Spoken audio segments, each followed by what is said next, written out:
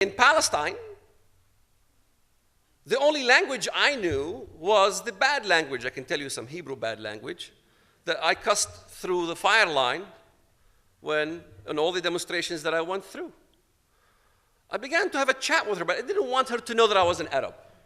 So I didn't roll my R's. Ma'am, my name is Bill, I'm from California. You know.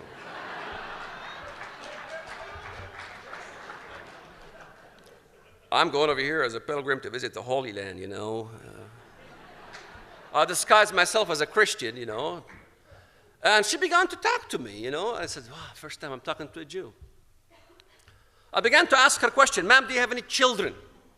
She said, well, I have 2 daughters in the IDF, Israeli Defense Forces. Wow. I said, ma'am, how do you feel that your kids kill Arabs? I mean, they're in the military. They shoot Arabs in demonstrations. They kill Arabs. How do you feel about that? To my shock, she began to sob. Took out my handkerchief.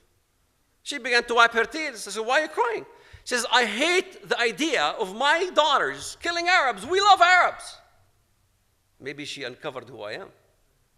So you love Arabs? She says, yeah, we love Arabs. We got no problems with Arabs. Then I went, of course, Israelis check thoroughly if you're Palestinian. They give you a different card versus a white card for the tourists because my birthplace was Jordan on the passport.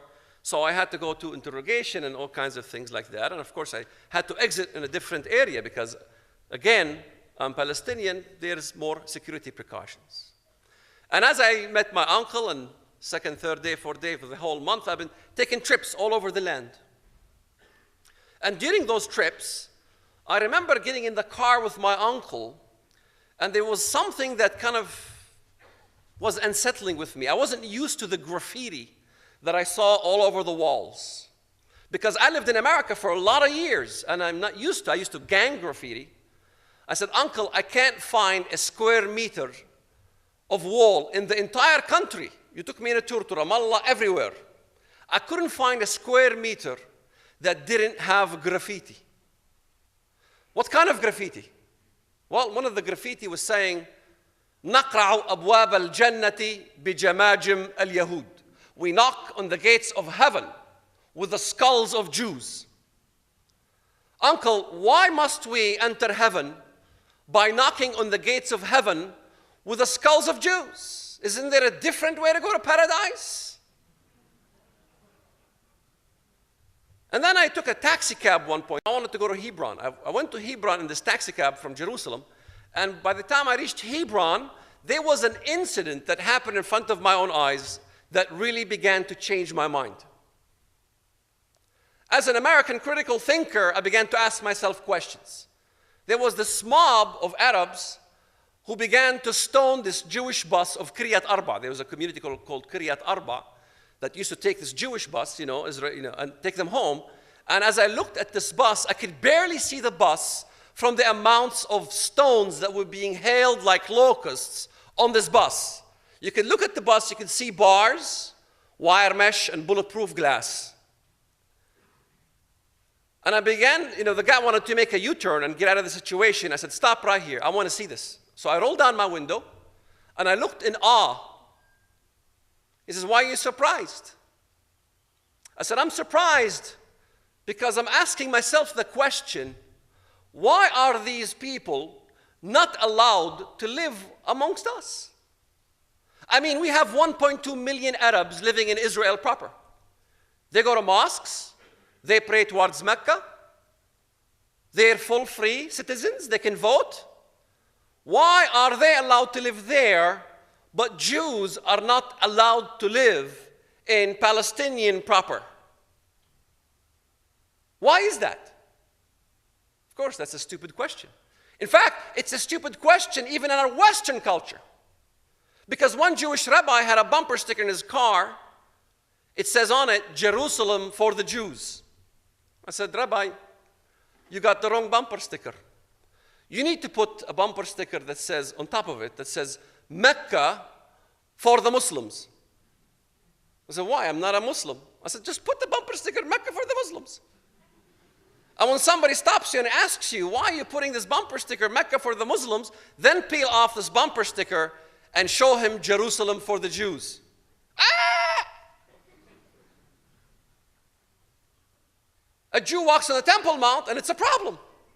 The whole world is up in arms. The Pope makes a statement and the whole world is up in arms. Effigies of the Pope being burned all throughout the world.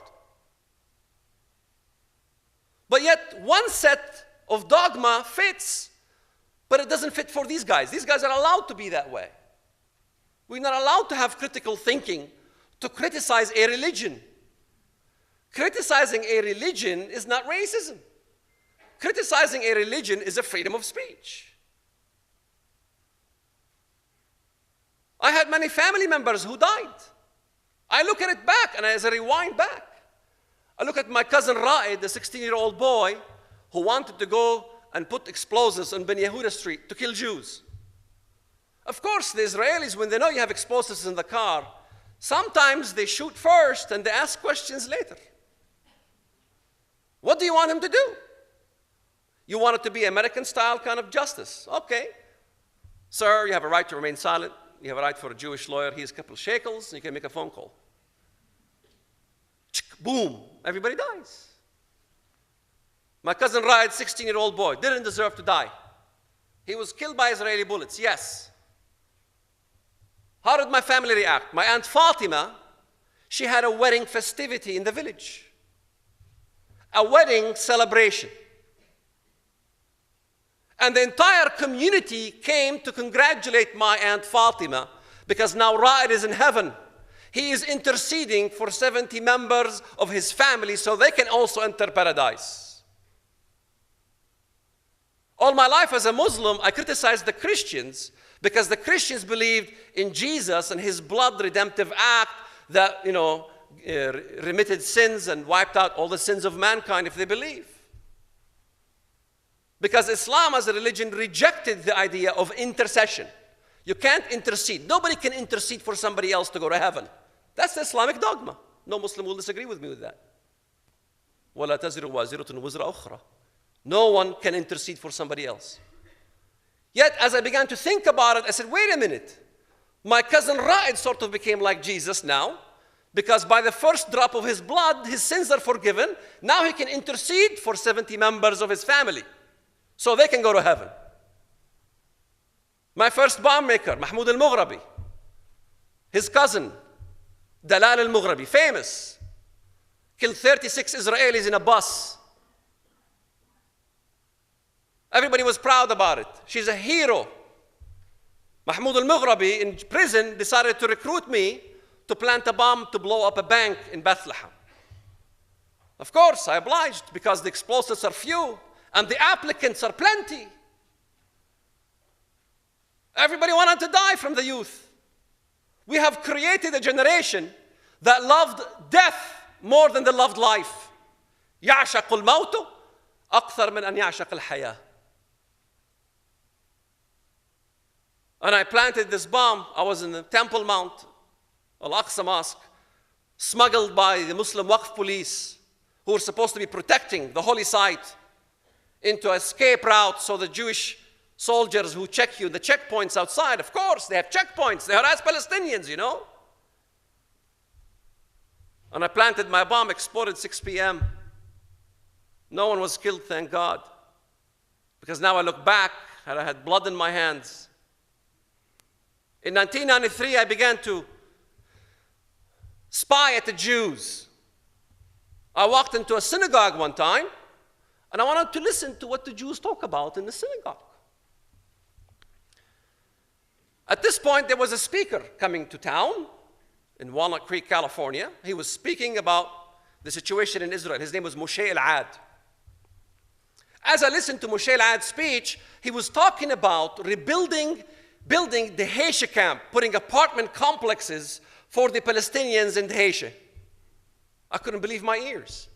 Jews want to build an apartment complex for the Palestinians, for the refugees. They want to solve the refugee problem. But he was having a problem trying to convince the Palestinian Authority, the PA, the PLO, to allow them to build an apartment complex for the Palestinians. They didn't want to build a complex because the Arabs wanted to keep this